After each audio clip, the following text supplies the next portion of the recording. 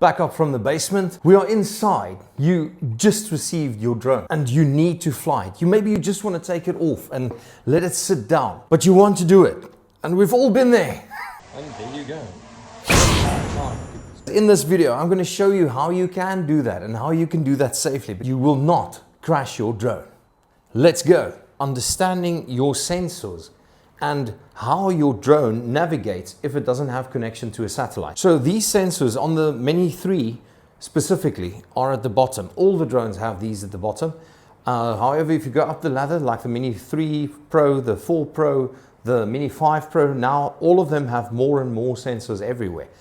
So what these do is they can see up to 6 meters away, which means at night, if you don't have satellite connection, you can fly lower to the ground and the drone will still be able to position itself as long as there's light. That's also why they installed lights on some of the newer models at the bottom so that the drone can actually see where the ground is and keep itself steady. Sometimes these sensors do not work properly over tiles or any reflective surface.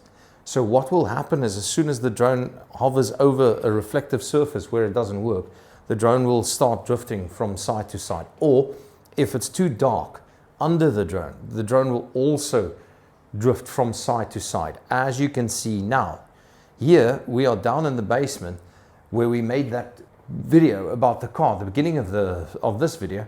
And here you can see how the drone just flies to one side. I'm not doing anything with the remote control, but the drone is just moving all over the place. This happens because the sensors at the bottom can't see the floor. So always make sure that you stay within 6 meters of the ground. You can obviously test this wherever you are, as long as it's light. The lighter it is, the easier it is for the drone to keep its direction. You need to understand that your return to home feature inside does not work because it doesn't have satellites and it doesn't record a home point. If for some reason you lose connection to drone, you do not want it to just go up or land or do anything. You actually want it to just stay where it is. Okay, so on your remote control, you want to press the top right hand corner, the 3 dots.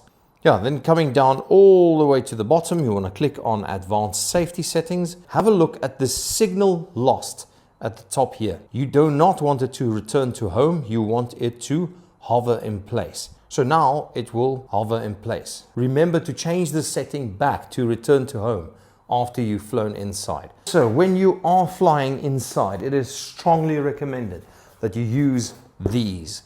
It's the propeller guards. Okay, so how to install these? This is most probably the only place where I use them is for flying indoors, but here we go. So you'll notice on these things, there are small markings over here. I don't know if you can see it on the camera, but there's a small L there that indicates the left side of the drone.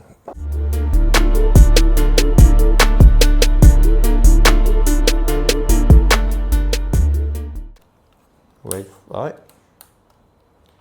That one is in. There we go. And there we are. This will keep it from crashing into anything. Now, however, while we're talking about this, there's one place that these cannot protect you from, and that is the ceiling. If you go too high, the propellers create a low pressure, and that's why the drone can fly. If this happens against the ceiling, it literally sucks the drone into the ceiling and it stays there. Then it doesn't matter what you do, it can't come down unless you literally switch off the engines, and then it will fall.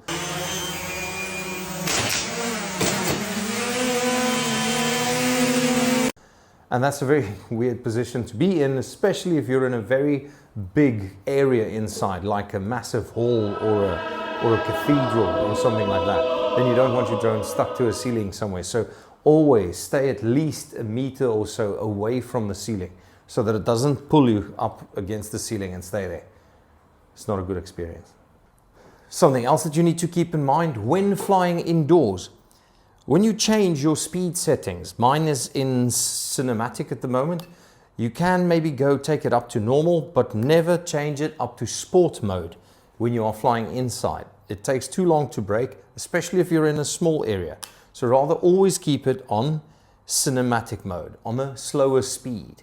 Thank you for watching. And now, if you want to make this video that you just recorded look incredible, watch the video over here.